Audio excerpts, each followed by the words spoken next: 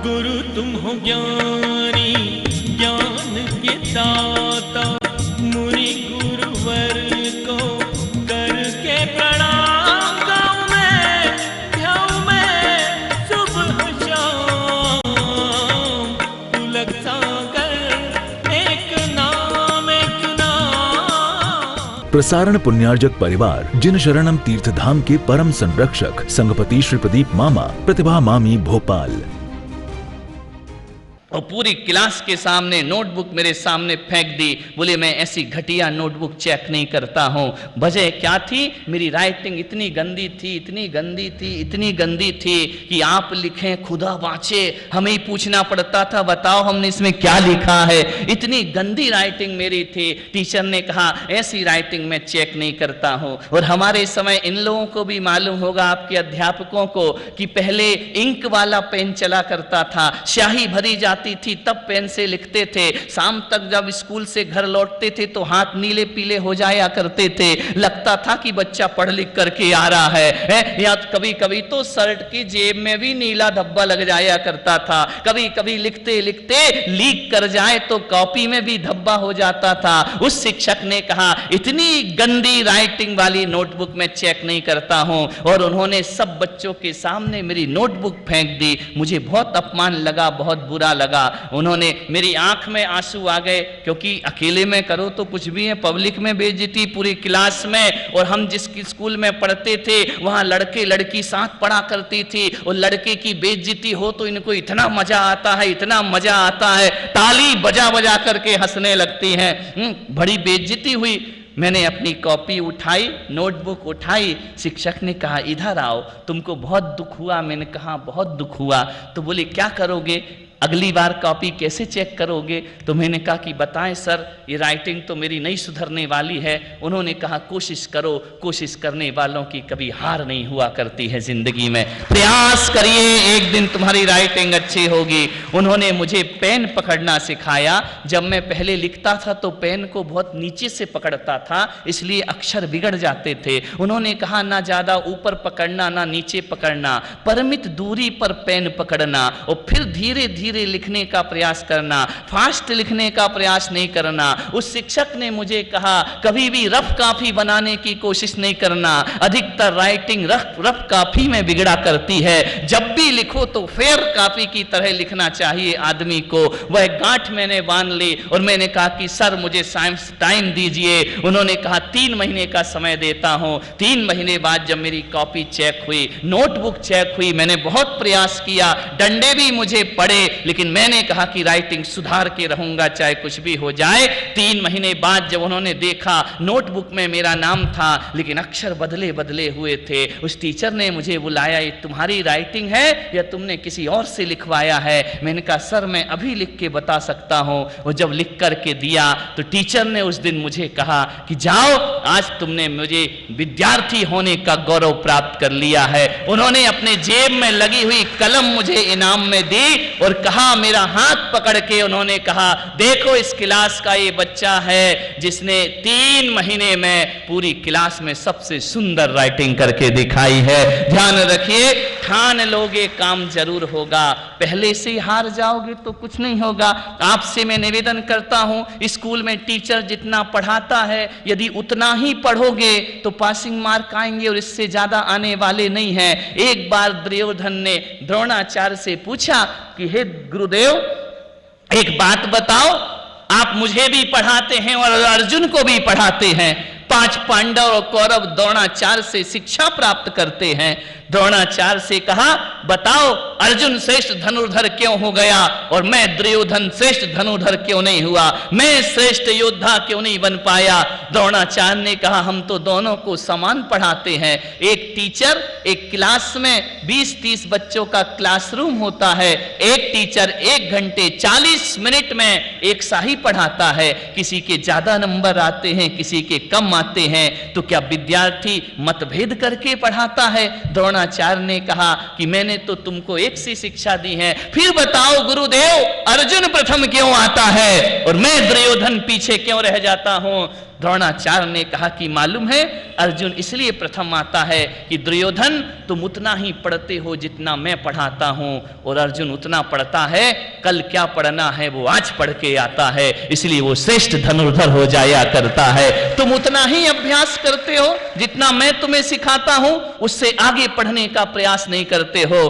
दुर्योधन मालूम है तुम होमवर्क नहीं करते हो, और अर्जुन होमवर्क किया करता है। ध्यान रखिए, बच्चों से मेरा निवेदन है, स्कूल से ज्यादा महत्व होमवर्क का हुआ करता है, घर कार्य का महत्व हुआ करता है। शिक्षक ने जितना पढ़ाया उतना ही पढ़ लोगे तो केवल 33% मार्क आएंगे, लेकिन घर में जाकर के होमवर्क करोगे और 1 घंटे दोहराने की बात करोगे, दुनिया का कोई टीचर तुम्हें फेल नहीं कर सकता है। ध्यान रखिए, तुम्हें अच्छे नंबर आने से कोई नहीं रोका करता है। होमवर्क करो अपने जीवन में, ध्यान रखिए, बिना होमवर्क के आप अच्छे नंबर नहीं ला सकते हो। और आपसे मेरा निवेदन है, इस स्कूल का एक एक बच्चा आज से यह प्रयास करना चाहिए कि मेरिट में हमारा नाम आना चाहिए, हमारे परसेंटेज अच्छे आना चाहिए। अरे 33% की सोच रख के जाओगे ना स्कूल तो फेल होके लौटोगे, ध्यान रखना। और 100% की सोच कर जाओगे तब 90% नंबर तुमको प्राप्त होंगे। ध्यान रखिए, लक्ष्य हमेशा ऊंचा रखो, लक्ष्य नीचा नहीं होना चाहिए। ऊंचे लक्ष्य रखोगे तो ऊंचे हो जाओगे, और लक्ष्य नीचे रहेगा तो कभी भी ऊंचाइयों को प्राप्त नहीं कर पाओगे। ये सीख मैं दे रहा हूं, मेरे टीचर ने मुझे सुंदर राइटिंग सिखाई, 3 शिक्षाएं उन्होंने मुझे दी कि बेटा राइटिंग बहुत सुंदर होना चाहिए, क्योंकि राइटिंग से व्यक्तित्व का पता चला करता है, अक्षरों से तुम्हारे भविष्य का पता चलता है। जितने सुंदर अक्षर होते हैं उतना सुंदर हमारा जीवन हो जाया करता है। ध्यान रखिए, दूसरी शिक्षा उन्होंने मुझे दी कि कभी भी अपने दोस्तों में ध्यान रखना, अपने से कम बुद्धि वाले की संगति मत करना। जीवन में अपने से अधिक बुद्धि वाले की संगति करना। जो मस्ती करते हैं स्कूलों में, जो मस्ती करने को आते हैं, घूमने फिरने टाइम पास करने को आते हैं, उनके साथ कभी मत बैठना। और जिन बच्चियों की अभी रैंक बनी है ना, इनकी संगति करना, तुम्हारे नंबर भी बढ़ना प्रारंभ हो जाएंगे। ध्यान रखिए, फालतू के बच्चों की संगति मत करो, नहीं तो जीवन में अच्छे नंबर नहीं आ सकते हैं। संगति का जीवन में बहुत असर हुआ करता है। मैं विश्वास के साथ कहता हूं, यदि अब्दुल कलाम को अच्छी संगति, अच्छे दोस्त ना मिलते तो अब्दुल कलाम लादेन बन गया होता, और लादेन को अच्छे दोस्त मिल गए होते तो अब्दुल कलाम बन करके खड़ा हो गया होता। आप किसके साथ रहते हो, किसके साथ उठते बैठते हो, तुम्हारे दोस्त कैसे हैं, तुम्हारे यार कैसे हैं, तुम्हारा फ्रेंडशिप किससे है? अच्छे लोगों से होगा तो जीवन अच्छा होगा, और बुरे लोगों की संगति होगी तो जीवन बुरा होगा।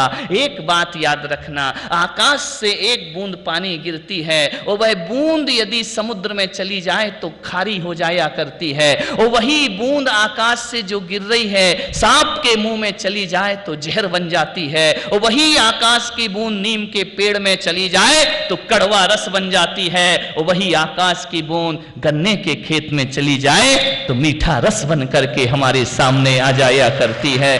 बूंद तो बूंद है, और वही आकाश की बूंद यदि सीप के मुंह में चली जाए तो मोती बन करके खड़ी हो जाया करती है। आपको सबसे ज्यादा ध्यान रखना है, गलत लोगों की संगति जीवन में नहीं करना है।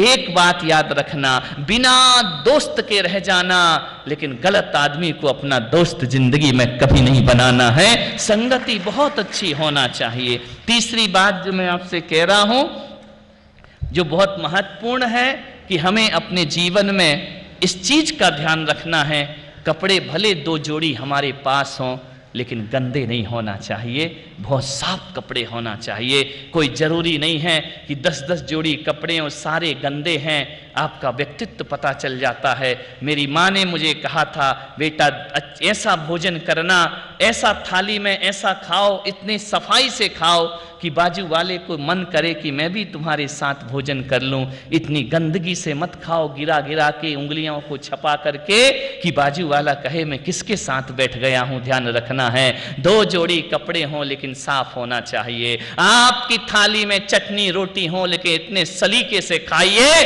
कि देख करके दूसरे की नियत लग जाए कि मैं भी चटनी रोटी खाकर गुजारा कर सकता हूं। कहने का मतलब है कोई कोई भी कार्य करो तो बड़े सलीके से काम होना चाहिए, बड़े अच्छे से काम होना चाहिए। तुम्हारी जो शाला है, तुम्हारा जो स्कूल है, उसे इतना स्वच्छ रखो, इतना स्वच्छ रखो, इतना स्वच्छ रखो, अंदर भी स्वच्छ रखो और बाहर भी स्वच्छ रखो। किसी नौकर की जरूरत नहीं, किसी चौकीदार की जरूरत नहीं। हर बच्चे का फर्ज होता है हमारी शाला बहुत सुंदर होना चाहिए। और जब स्कूल के अंदर जाओ तो ऐसा ना लगे कि हम किसी स्कूल में जा रहे हैं, ऐसे जाओ जैसे किसी सरस्वती के मंदिर में हमारा प्रवेश हो रहा है।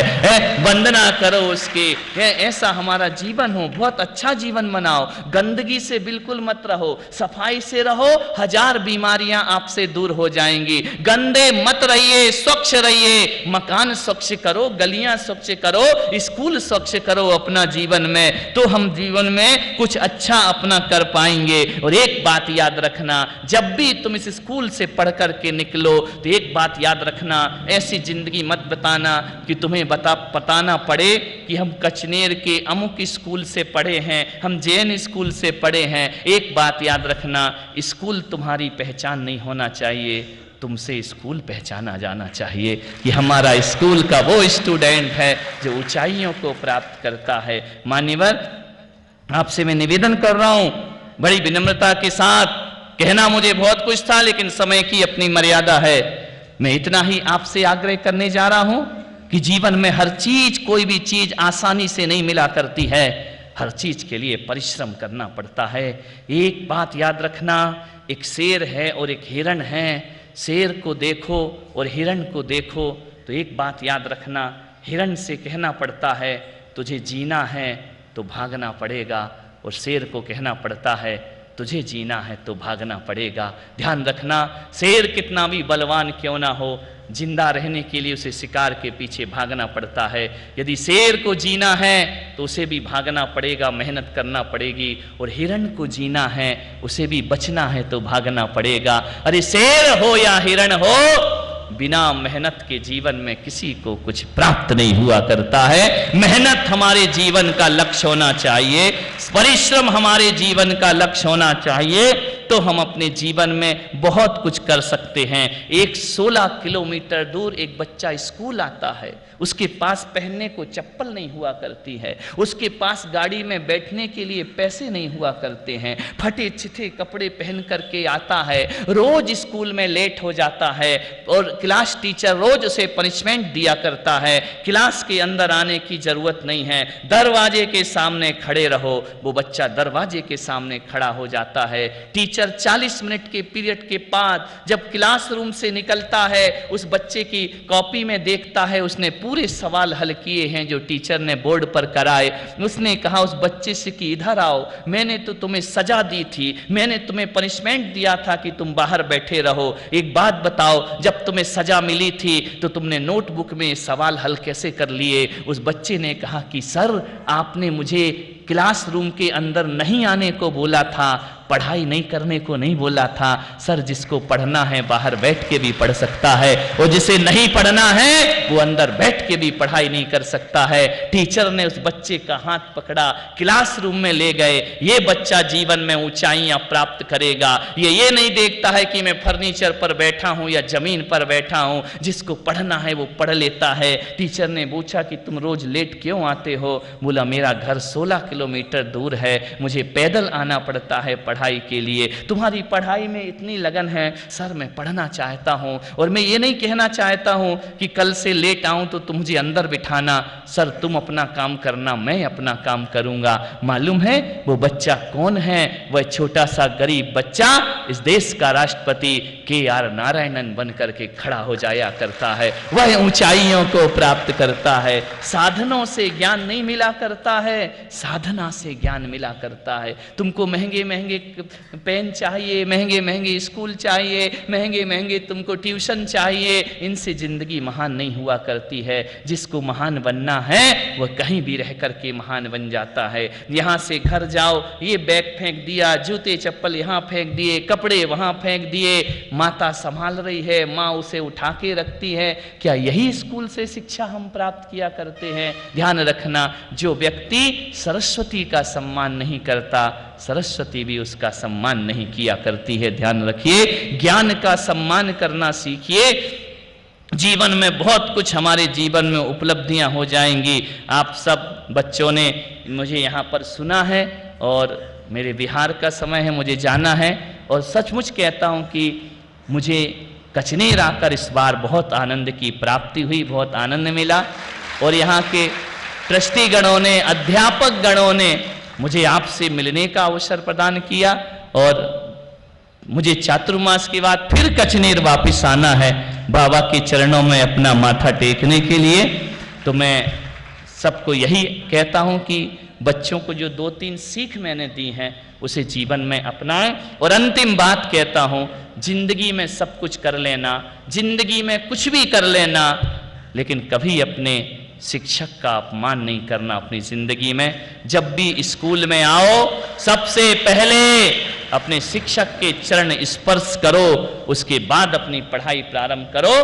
प्रातः काल उठई रघुराई, मात पिता गुरु शीस नवाई। जो झुकता है उसको ही सब कुछ प्राप्त हुआ करता है। ये आपके जीवन का निर्माण कर रहे हैं, ये आपको बनाने का प्रयास कर रहे हैं। कभी गुरुओं का अपमान नहीं करना चाहिए। एक चीज और मैं आपसे कह रहा हूं, कितने भी कष्ट मिल जाएं, कितनी भी दुविधा आ जाए, कितनी भी गरीबी आ जाए, कितने भी बुरे दिन हो जाएं, अरे पास हो या फेल हो, आज सबको हाथ उठाकर संकल्प लेना है। बोलिए, हे गुरुदेव, हम अपने जीवन में कभी भी आत्महत्या नहीं करेंगे। पहला संकल्प आपका होना चाहिए। हाथ उठा करके विश्वास दिलाइए, जो ये व्रत लेता है मैं कभी सुसाइड नहीं करूंगा अपने जीवन में। दोनों हाथों को ऊपर उठाइए। सारे बच्चों से मेरा निवेदन है, कैसे भी जिंदगी जी लेना, कभी आत्महत्या नहीं करना अपने जीवन में। एक सौगंध और खाइए। बोलिए, हे गुरुदेव, हम आज संकल्प लेते हैं, हमारे जीवन में कैसे भी दिन आ जाए, कितनी भी गरीबी आ जाए, हम कभी आतंकवादी नहीं बनेंगे, हम राष्ट्रद्रोही नहीं बनेंगे, हम कभी आत्महत्या नहीं करेंगे। सबको मेरा बहुत बहुत आशीर्वाद।